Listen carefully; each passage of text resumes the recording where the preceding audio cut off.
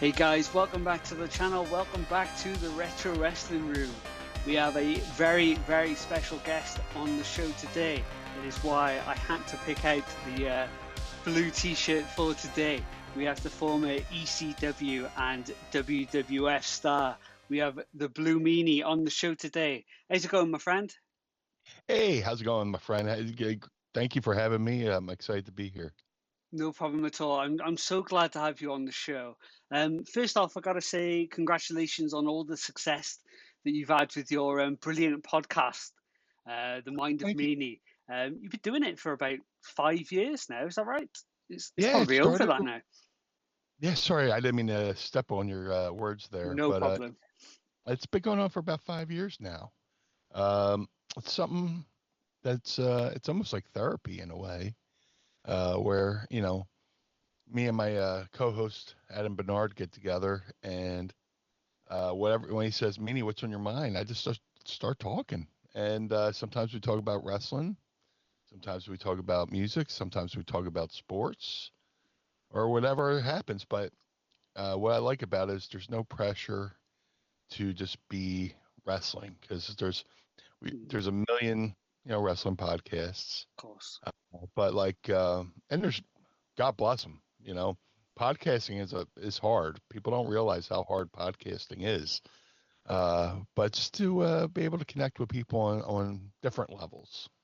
To say, hopefully there's people out there go, oh, me and Meanie are just alike. We like the same things, It's just a life podcast, really. And it's been a lot of fun going on.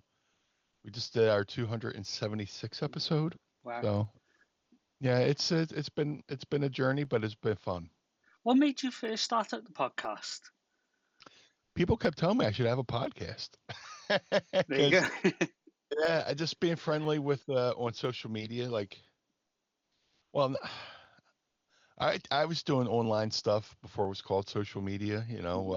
Early days of AOL, they had the message boards, and me and a few select others were interactive with fans on AOL or the Prodigy chats, and just having a website and having a blog. I've always felt the connection with the audience, so I've always tried to keep in touch with the audience. But people would read my blogs or read my posts online, and they were like, back in the day, the people were like, you should write a book. And now then people start saying you need to have a podcast. I'm like, so I did a poll on Twitter one day. I was like, should I do a podcast? And the yeses were like Mm. it was incredibly positive. And I started looking into it, and then started in March of 2020, and here we are in July of 2025. In a bit of a kind of like a full circle moment for the end of your career back to the very start of your career, you got to perform for the new version of NWA. I think was it your actual last match? Uh, actually, I have a match coming up this month in I Long Island. noticed, and it threw me off. Yeah, I never retired. It's just, I'm 50. I just turned 52. Uh, my body doesn't heal like it used to. You know, uh, I could wrestle every week if I wanted to, but uh, I'm trying to take bookings where it's a promoter I know, people I've worked for before, or where I know I'm just going to have fun. You know, I'm working for Brian Myers and his Create a Pro July 25th, and I'm looking forward to it. Even though I'm not a big fan of driving through New York, uh, it'll be fun. It'll be fun. So like going back to the very early stages of your career, um, how much of a fan were you of pro wrestling when you were growing up? Oh, massive, massive fan. I was 8 years old. Um, I remember it because I was sitting at home. I was getting ready to watch a baseball game. Big fan of the Philadelphia Phillies, and I go over to my neighbor friend, who's about the same age as me, 8 years old. His name was Sean. I was like, "Hey, Sean, you want to come over and watch the Phillies game?" He's like, "I can't.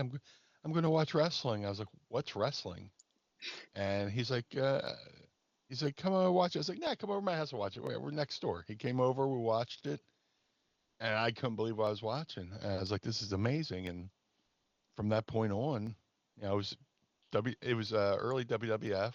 Uh, Rick Martel and Tony Garea lost the WWF tag belts to Mr. Fuji and Mr. Saito, and I was like, "This is all I ever wanted to do." So, and from that point, I watched every week, and then I discovered the magazines, and then when I got a little bit older, I discovered the newsletters. Then I started looking into wrestling schools. Did you know like instantly? Was it like that just kind of eureka moment? It's like as soon as you saw it, like even being 8 years old, you're like, that's exactly what I'm going to do when I grow up type deal. Yes, yes and no. Um, I always thought that I was like, that's what I want to do. But my one major setback was I grew up severe asthmatic, Mm. and I couldn't play any other kids. I couldn't play any other kids' reindeer games. You know, I, I would get winded easily. I was allergic to grass. I was allergic to pollen. I was allergic to all different kinds of foods. Uh, every fr- every fall and every spring, I would spend at least 2 weeks in the hospital with an oxygen tent over my bed, and it just became apparent that as much as I wanted to do pro wrestling, there's probably a high probability I wasn't going to. But then maybe around 1988, 89, I start my, oh, sorry, 87, 88. Um, my family found a lung specialist like the next town over, and he started getting me properly diagnosed for uh, my allergies. He got me on the proper medication, and my lungs started actually to start strengthening.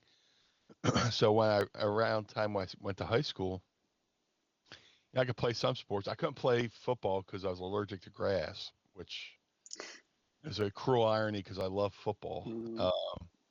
But eventually, I started looking into wrestling schools through the newsletters, and uh, found a woman who who knew Al Snow and Al Snow's wrestling gym in Lima, Ohio. And then the day after WrestleMania 10, I'm packing up my car with all my belongings and driving to Lima, Ohio to train with Al Snow. Uh, I couldn't. Usually on this podcast, we like to go right back to the start of people's careers and then go right to the end to kind of see the difference, how much they built on their character, things like that. Um, we managed to find a very early clip of yours. It's not the very start. So it's not the zebra kid step. But we did manage to actually find a Brian Rollins match. Oh, geez. Yeah, that we managed to find here. So this was actually against Tex It's gonna be Monroe. horrible. Pre-warning, this is gonna be bad. Yeah. But I hate like, watching.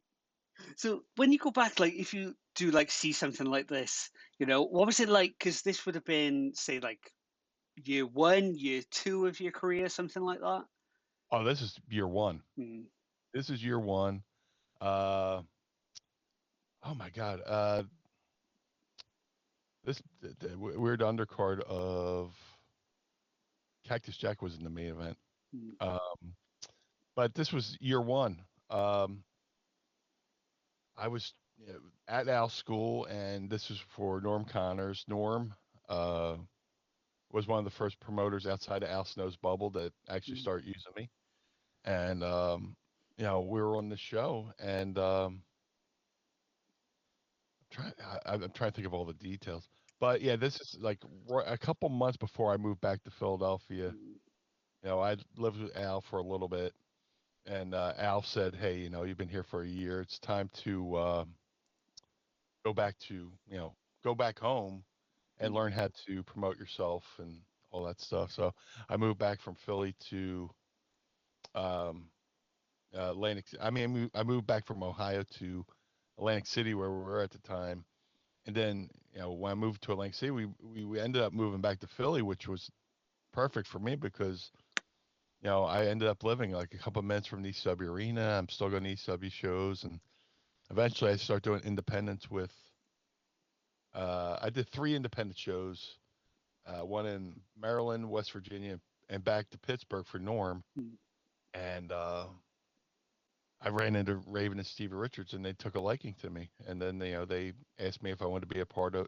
Raven asked me if I wanted to be part of their deal because Stevie Richards was his lackey, and they wanted to have a lackey to a lackey kind of Yeah. thing. And they watched me and took a liking to me. But yeah, that was year one uh, of training with Al. I lived there for you know year and a half. Yeah, so it was interesting watching. I'm noticing all my mistakes, and that's like, oh man. But Al trained me well, and then I moved off and went to ECW, and then s- there's a whole learning tree there, Mm. you know, with Sabu and Paul Heyman, Tommy Dreamer, Taz, Terry Funk, Tommy Rich, the FBI, Yeah. So from there, you couldn't help but grow. I've heard you say before, because you always get to a point, you're like a big fish in a small pond, and then you go somewhere else, and then it happens again. I think you used like the school terms in America, like a freshman and whatever, and you were saying that. Obviously, WWF it starts again, ECW has started again, things like that. So Reestablish yourself. You have to reestablish exactly, yourself wherever you go. We saw that, when anybody go, back in the day, somebody would go from ECW to WWF, or somebody mm-hmm. who went from WCW to WWE or WWF. It didn't matter what you did anywhere else. You're in a new system. You could be the coolest kid in 8th grade, but once you're a freshman in high school, you're starting over. You're a freshman, and you become the cool jock in 8th grade. I mean, in as a senior in high school, and then you graduate high school. Oh, now you're going to college. Now you're a Yeah, freshman again, and you have to reestablish yourself there and move up to be a senior there. So you're the big man on campus at college. You graduate. Now you have to go off into the work field and become an intern, yeah. starting over.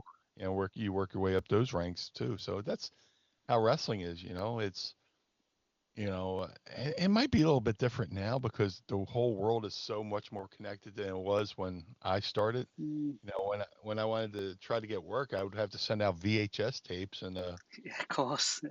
Yeah. yeah, and a resume of where I've worked. You know, but now everything's online. So, but I always took that approach. It doesn't matter what I did in Ohio. Now I'm working in New Jersey, in this circuit. I have to get reestablished with these folks. And that's just a good way of looking at things. It keeps you humble, keeps you hungry, and you know, you just have to earn people's trust wherever you go.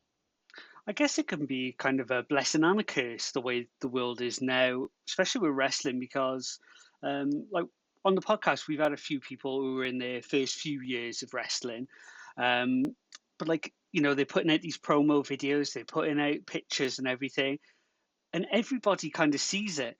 Back in the day, if you were first starting in a local promotion, only that local promotion saw you and you could grow, you could learn. Whereas now the world can see you from day one. And so I think that, yeah, there's definitely pros and cons to the situation, really. Yeah, the one con to, I mean, coming out today is, if they see from the beginning, they can see your mistakes right off the bat, and then they can Right. judge you, and that judgment stays with you forever. You know, Mm, whereas if I'm starting out in Al Snow's gym, yeah, we recorded the shows, but who saw it? You know, I, mm, I was able to make mistakes and botches, and it didn't really affect me because I got better, and then as I got better, I can move on to work for somewhere else, and those people didn't see what I did previously. They saw where I was at in that point in my career, to where I can you know build on a new place to learn. Every time you work with somebody new, it's a new experience, new level of education as far as in the ring. Today's kids, they start, and if they make one mistake, it could stay with them forever and mark them, as not being good, Mm. which is a shame. But if you make it, if you get to, somebody sees you and you blow them away, well, then you can become an overnight sensation too. But Yeah. I'm grateful for the way I got into the business. Um, I wouldn't trade it for anything in the world. It just became a part of right time, right place. This instinct, intuition. After high school, I started working in the casinos and to save money for wrestling school. And I was taking my paycheck. Half would go to the house for bills and food, and the other half would go into a sock drawer. And I built that up to my pro wrestling tuition. Then I sent my money away to for tuition. Then I start saving up money for living expenses. I'm going to have to pay rent. I'm going to have to eat. You know, gas, whatever. And you know, it just I moved out there and then just focused on wrestling, and you know, uh, it's probably one of the best. Oh, while I'm working in casinos, me and my mom worked at another casino, and we're walking to catch a shuttle bus to go to work. I get off first, she gets off second, and we're standing there at the light waiting to cross the street. And I go, I think tonight I'm going to go in and get my 2 weeks notice. I'm going to go to wrestling school in 2 weeks. I think I've waited long enough. And she's just like, okay. And then in 2 weeks, the day after WrestleMania 10, I was packing up my car and moving to Ohio. And it was when I look back at it, it was so crazy to take that leap of faith. Mm. That was the first time I was really away from the nest, from Right. the comforts of home. I was could have been a good chance I could have pulled up in Lima, Ohio, and nobody would have been there. you know. Yeah, of course. Um, no, I've heard those horror stories too. But I showed up and met Al, and he was leaving because he had to go pick up parts for the ring. And I was just sitting there, and next day we started training, and it was off to the races. You mentioned Stevie Richards, obviously, and Raven earlier, and they'd spotted you on a few different shows, and that Raven had this idea for you, the Blue Meanie character that he'd seen on the Yellow Submarine film, the Beatles. But what, why do you think he envisioned this character? Because I mean, Uh, Raven's such a special mind in wrestling. Everybody always talks about he's got this brilliant mind for wrestling.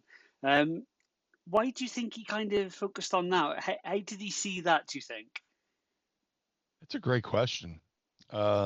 He just said, again, we're working for Norm Connors, and we're driving from after the show, we're driving from Northwest Pennsylvania back to New Jersey, where Raven lived.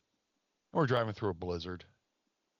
And another thing I'm blessed for is back then there was no cell phones, there was no social media, there was no YouTube. They keep us entertained. We had to drive in a car and talk to each other, and Yeah. we had to have conversations. Wow. And we would just talk about wrestling. And Raven's like, "Did you ever see the Yellow Submarine when you was a kid?" Did you ever see the Yellow Submarine? It's like, "Yeah, when I was a kid." It's like, "Do you remember the character, the Blue Meanie?" I was like, "Yeah." He's like, "Dude, you remind me of the Blue Meanie," because I was just do goofy stuff in the ring, You know, there's always been a sense of comedy in my DNA, no matter what I do. Whether it being a class clown in school, and if I can make somebody laugh, that's medicine to me. I like making Yeah. people laugh, and I try to work that into some aspect of wrestling. Um, keep it even if I'm the victim of the chicanery. If my stuff backfires. If I can make people laugh at me, it doesn't matter as long Yeah. as people are laughing. And I guess he saw that in the character.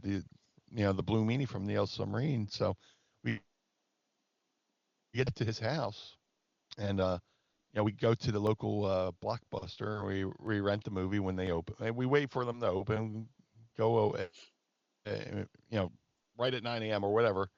Rented the movie, watched the Blue Meanie parts, and then he would have me try to be the character. And like I would stand up in his living room, and he would just, all right, Blue Meanie, do a promo about this, do a promo, and I would have to try to be like the character. And as time would go on, we start doing, and it's another blessing. He started having us do parodies and just be goofs. Yeah.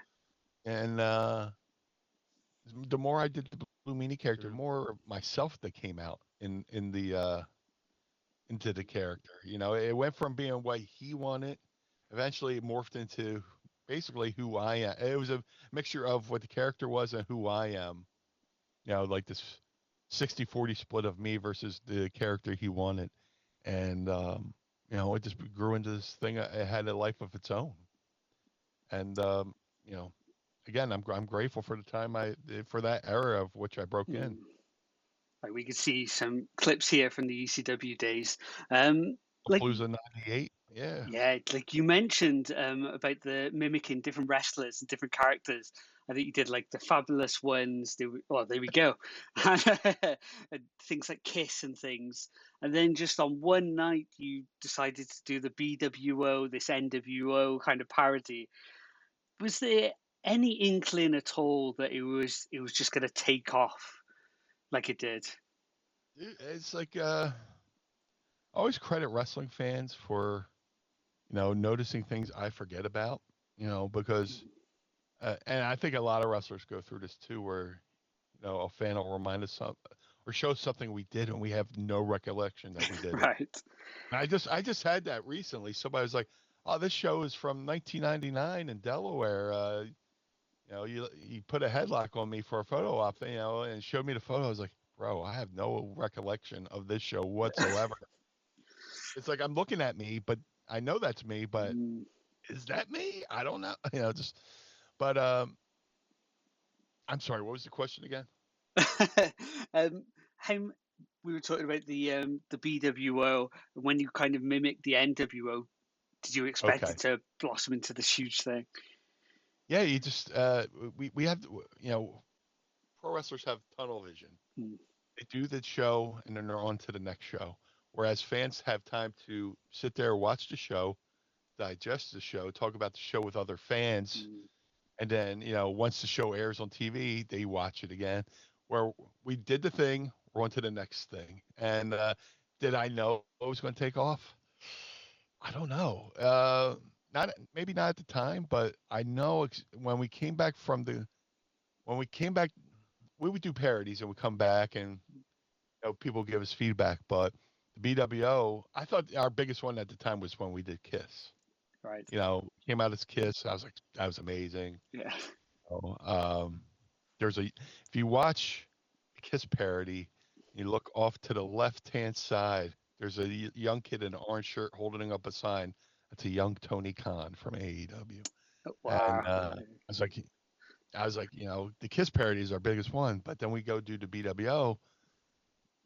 Like I was saying, we came back through the curtain, and everybody, people are, Todd Gordon came up to us and said, "I think we got something here. I think we're going to do this again."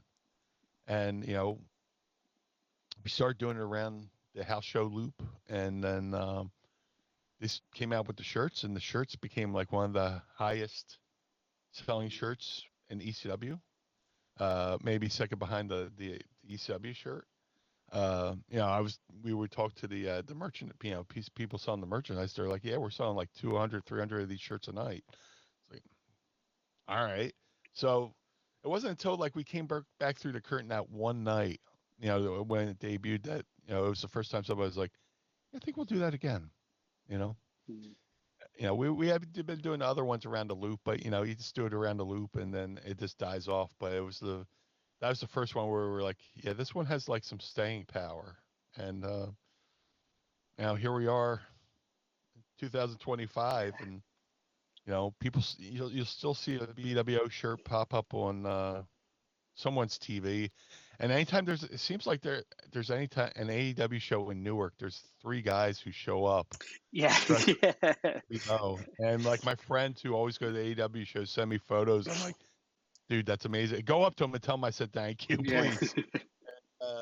It's the coolest. You know, there's thousands of wrestlers. There's thousands of wrestling T-shirts, but people still wear the BWO to this day, and it's amazing.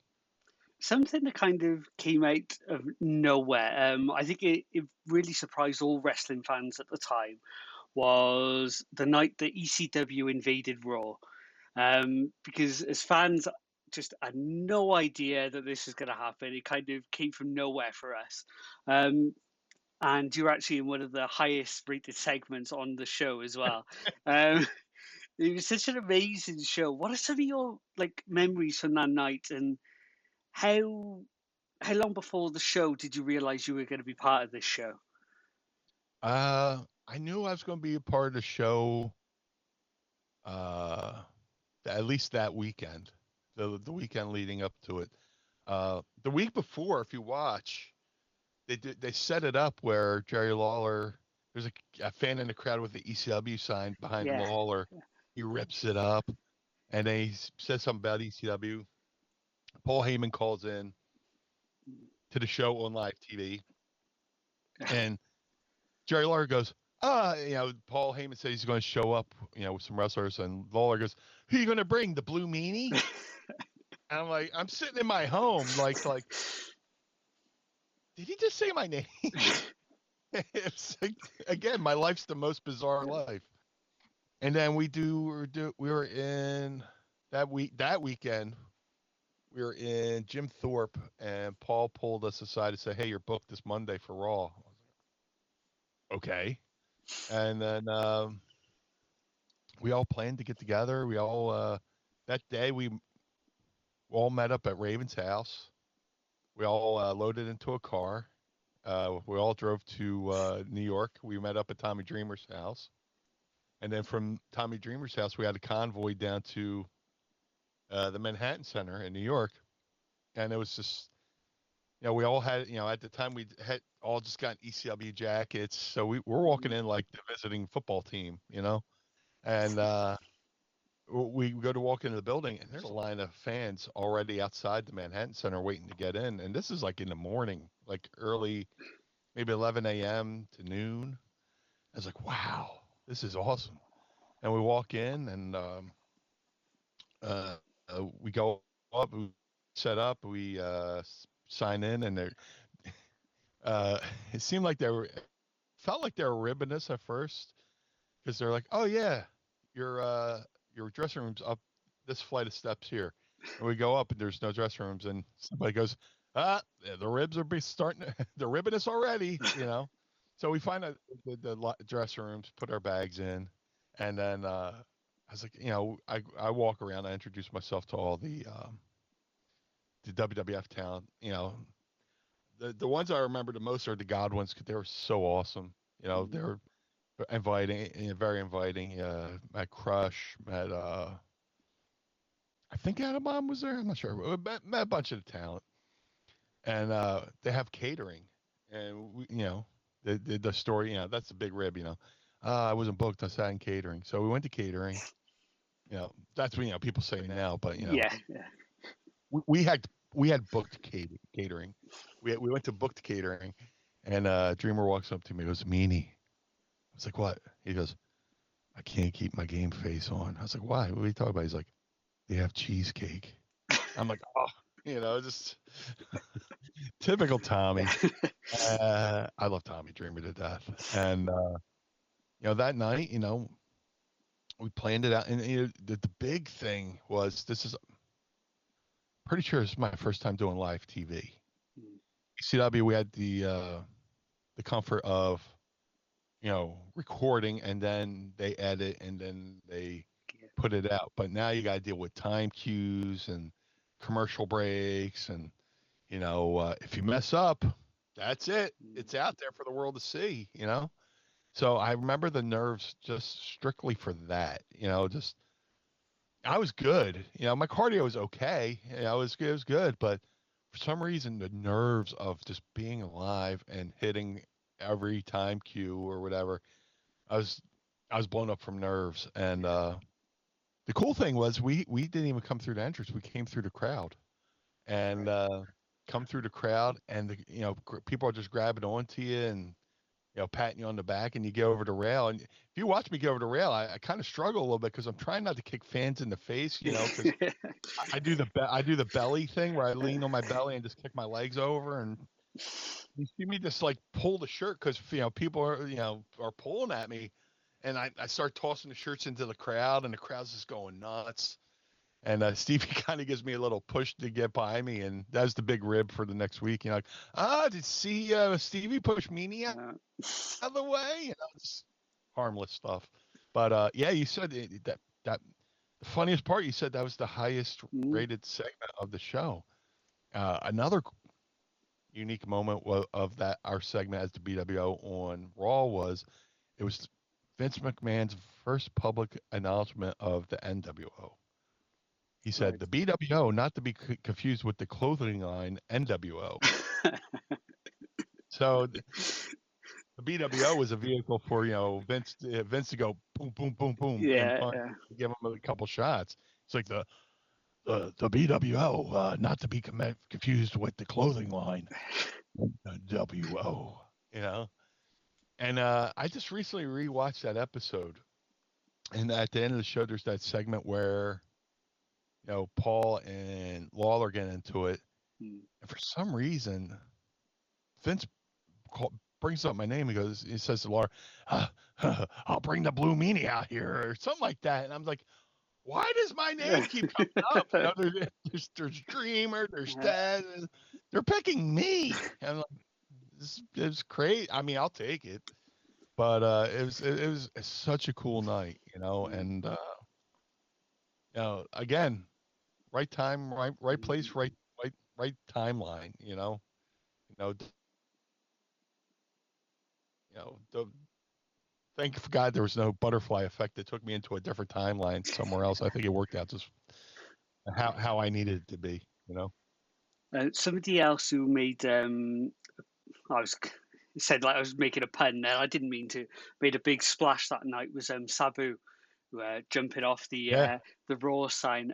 We tragically lost this year, and you gave a really lovely tribute to at the old ECW arena not very long ago. What are some of your favourite memories of Sabu?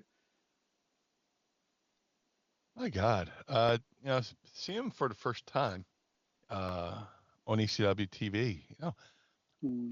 Ever have that moment where you realize you see somebody before, but you didn't realize you saw them before until it was like years later? Yeah.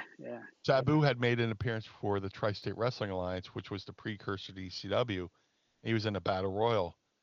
And I totally forgot I had seen Sabu, but like from that point to when I saw Sabu again, he was completely different. He was wrestling barefoot before. He's wearing boots, and he had all these scars. And you just see him, and you're like, "Oh wow, look at this guy!" Right? And at the time, that's right when I'm getting ready to go to wrestling school. I'm talking to a woman named Phyllis Lee, who's from the Ohio area, and she knows Al. She knows Sabu. So I saw Sabu at DCW Arena early October. Late October, I go to a show in Bensalem, and he's at a convention, but he's also wrestling Chris Candido that night. But I went up to him. I was like, "Hey, if me and somebody have a mutual friend, I always open up with, hey, we have a mutual friend in Phyllis Lee. Her name was Phyllis Lee. I don't know if I mentioned it yet." He's like, "Oh, cool, And then we take a photo, and that was it. And then, a couple months later, I'm going to Al's school training, and Al has has shows at his gym, and Sabu's on those shows. So I went from meeting him and to within 11 months, he's diving over the top rope, diving onto me onto the floor, and Sabu was,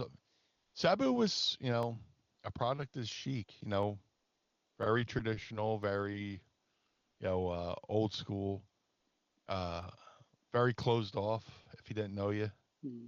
But once he got felt a comfort level to where he knew you weren't a goof and you weren't a stooge, and he could talk. He would open up and we would just talk, and he helped me a lot. He started running shows in Michigan, and he would book me and a couple of Al students because he wanted his shows to look different than the other shows in the area. If everybody's booking the same talent, why would they go to his show?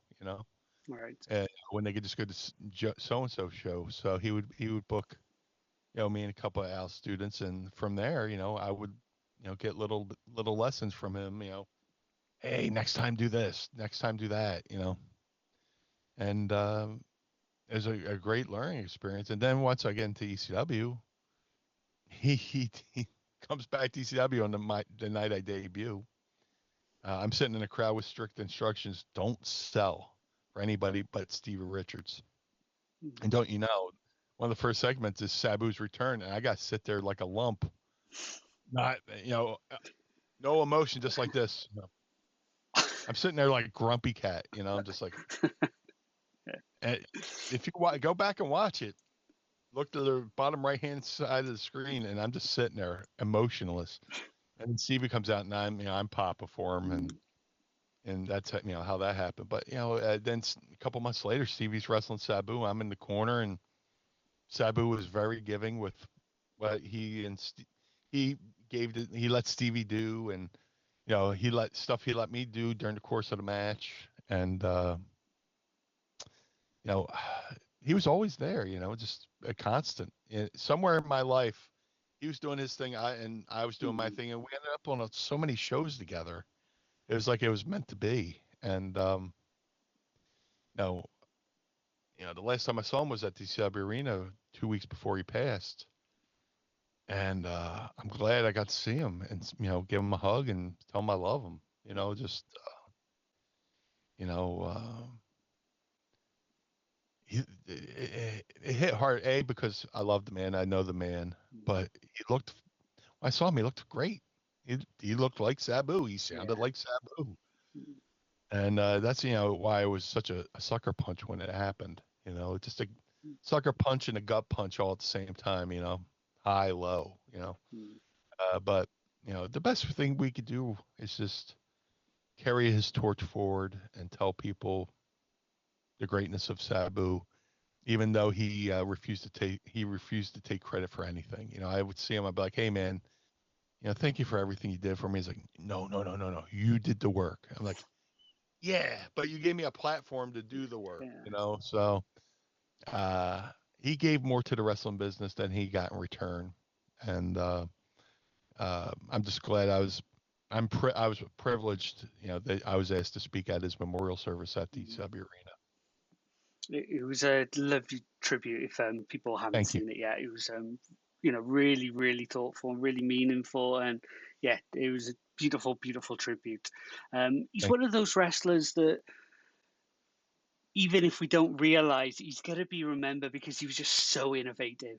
There was nobody like, people will say, oh, they're really original now, but you can still kind of find links. The first time you saw Sabu, everybody will tell you the same thing. I've never seen anything like that before. Just so unique. Yeah. It's like, I can imagine somebody in the 60s seeing Jimi Hendrix for the first time. Right, there we go. Yeah. And just like, there's a story, Jimi Hendrix is playing in London, and Eric Clapton and Eric Clapton and Keith Richards and a couple other guitar players together. We got to go see this guy. He's going to put us all out of business. Yeah, that's it. Yeah. Yeah. Not long, well, I think it was maybe the next year after that infamous Raw show, you actually got signed to the WWF, which must have been a dream come true from seeing that the Tito Santana tag match back when you were just 8 years old. When you got the call then, did they set out any like plans for you? Did you know kind of what storylines you were going to get involved in when they first called you in? I got my first call was from Al Snow. Again, Norm Connors comes into play here. I was working for Norm in Pittsburgh, and I drive home. I get home, and back, when we had actual answer machines. There's, a red light flash. No, I got a message. Let me check. And it's Al. Hey, Meanie, give me a call when you get a chance. So I call him the next morning. I got in late. He's like, hey, Meanie, are you under contract to Paul Heyman? I was like, are you under contract to Paul Lee? I was like, nope. He's like, if there's an opportunity to go to WWE and be a part of the job squad, would you be interested? I went, yep. It's like, okay. He's being very vague in case I was under contract, which I wasn't. So within an hour, 2 hours, Bruce Pritchard calls and says, hey, need your name, need your information. And he goes, be down at the arena at 11 a.m. because it was, they were doing a split. They were splitting the venue with, I believe, the Philadelphia Flyers at that time. So it was like an earlier call time than usual. But I hang up the phone with Bruce. I walk into the next room. We lived on a one level apartment. And I walk, my bedroom's right next to the living room. I walk in, I look at my mom, I look at my grandma, and I say, put all the bills in my name. They're like, what? Because at that time I was working for ECW, I was doing okay. Towards the end of ECW, I got a raise. I kept getting raises and making decent money. And especially went from running 2 shows a week to like 3 or 4 a week. So I was doing okay. But, I walk in the living room, I was like, put all the bills in my name. And my mom and grandma go, what? It's like, yeah, I'm going to the WWF. And my grandmom clutched the chair that she was standing next to. My mom was like, ooh. And then from that point on, I was able to, take care of them because, I go off into this world of professional wrestling and, eventually I'm sure they were hoping it would pay off at some point or I'd just say, all right, I need to get a job. But like I was dedicated full time to pro wrestling and it ended up paying off. It took a year and a half to get to ECW and then 3 years after that, go to WWE and to where I'm actually able to take care of those who took care of me my whole life. And it's probably one of the best days of my life. Amazingly, as we coming towards the end of this podcast now, it just shows how much time flies.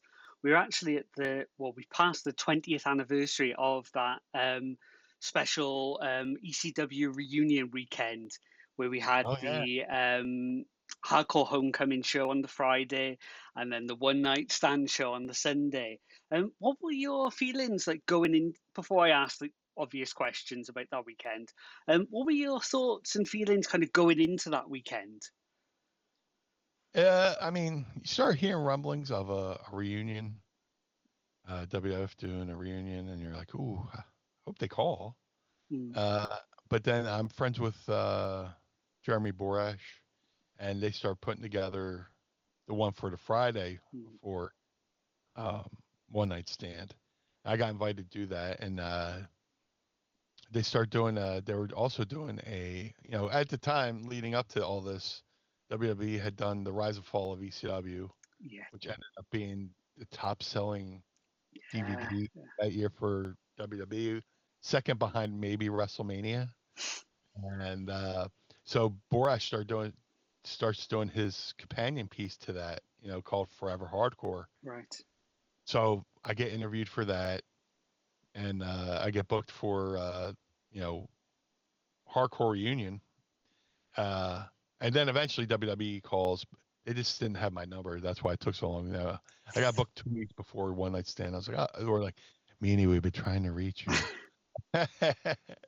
So, but leading into it, it felt like the perfect love letter to ECW. ECW had just been ripped away from the ECW fan base. They went from doing, think about it, for that 8 years the ECW was around, people centered their lives around those weekends. They would go to, before an ECW show, people would camp out, like tailgate, waiting to get, be able to just be able to get into the building. They'd be out there at like 10 a.m. With coolers and drinking and it's craziness. Uh, that was their life for 8 years. So that gets ripped away. And then, they're like, what do we have? So they do, start talking about the reunions, and it just reignites that fire. It was the perfect love letter to the ECW fan. Um, you know, One Night Stand, I mean, if they had just left it at that, that would have been a perfect send off for a company that didn't really have any kind of send off. Uh, Hardcore Homecoming was awesome. I got to work with Tracy Smothers again. I got to be in Raven's Corner again. The only thing that really sucked is I got split open in the back of my head. Sandman was spinning around. I think it was either spinning around with a ladder and I think it was the ladder shot. Yeah. I got 8 staples in the back of my head. Then One Night Stand was the obvious, issue with JBL where we had our issue, but now we're friends and everything's fine. But I still look fondly back on that weekend and just really enjoy it. As we watched, the clips here, Tracy Smothers, another guy who gave more to wrestling than he ever got back. Yeah. For those ECW shows, like he would take a bunch of the young boys into the ring before the shows, and he would just give us like a mini seminar. He would have us running drills and doing just learning. And he would teach us things about wrestling. Just made us better. So here comes that was it. Because you could see on the shirt there already the blood. Yeah. And then obviously it made for a great 8x10 of the blood streaming down my face. I looked like a zombie. But just it was a great weekend, a great tribute to ECW because the week before ECW shut down, they had a show at the ECW Arena, and they didn't. If they would have just had their last show at ECW Arena, that would have been like perfect. But they had their last show in somewhere in middle of Arkansas. Yeah, which is so strange. It's so very strange. But it's like I said, if they had ended it that weekend, it would have been the perfect tribute to a perfect send off for a company. But of course, they brought back WWE ECW, and that essentially just became NXT before NXT.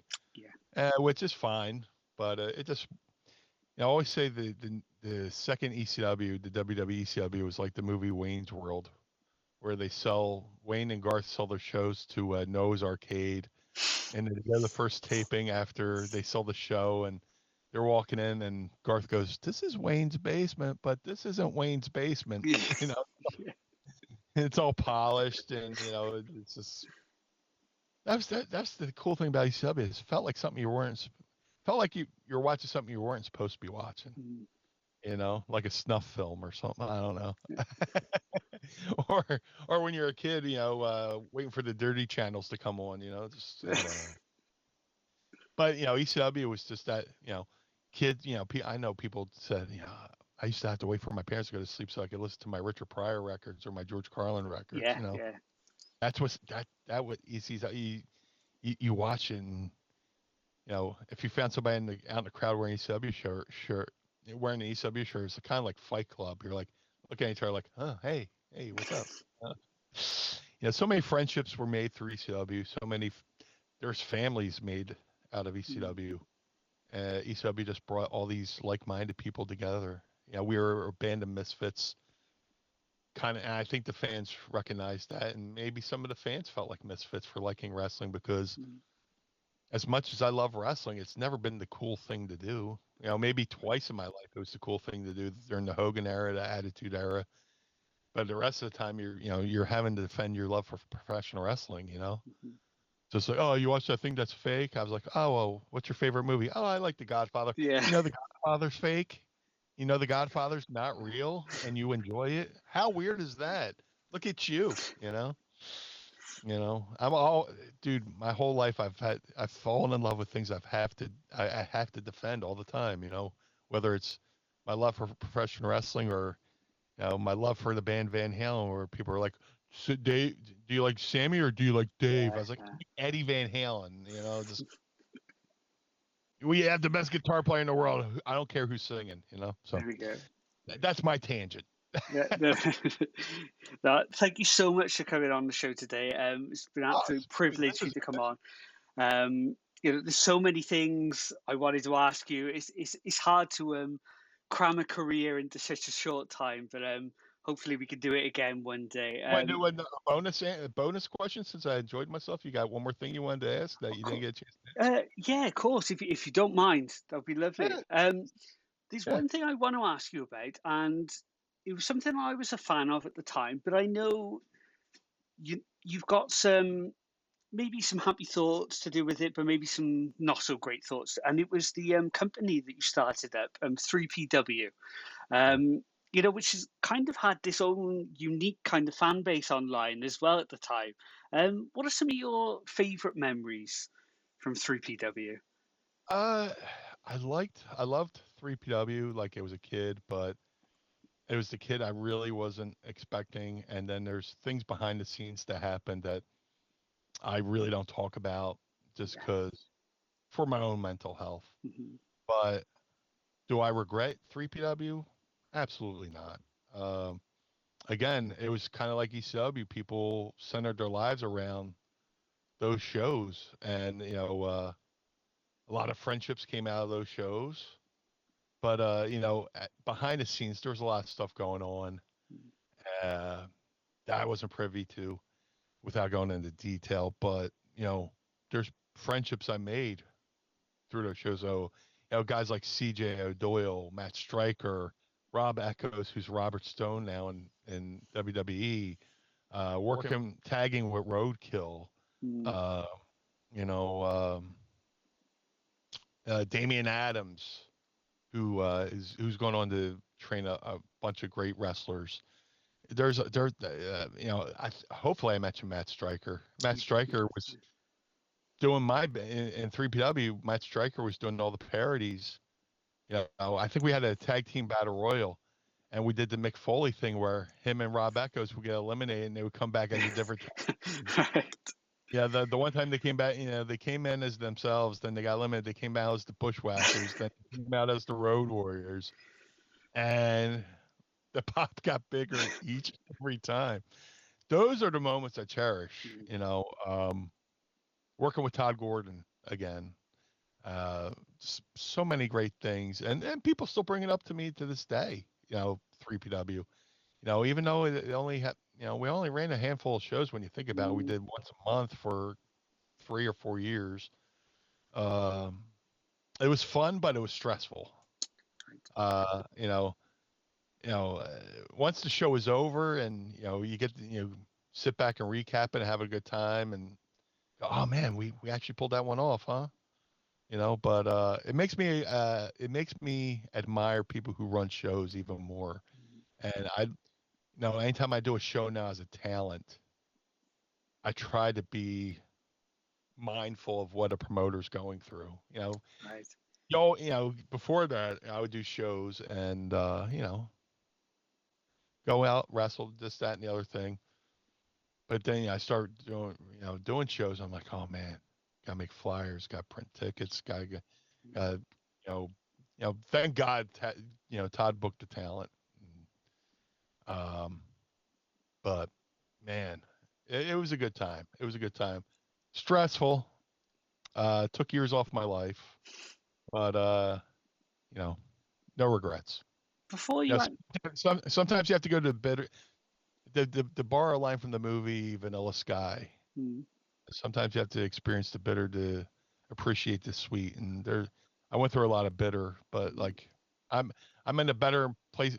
And that was like right before One Night Stand, mm, and yeah, so 2000 2004 rough years mentally. I just lost my grandmom, and just I was in a dark place. I thought my career was over, mm, and then oddly enough.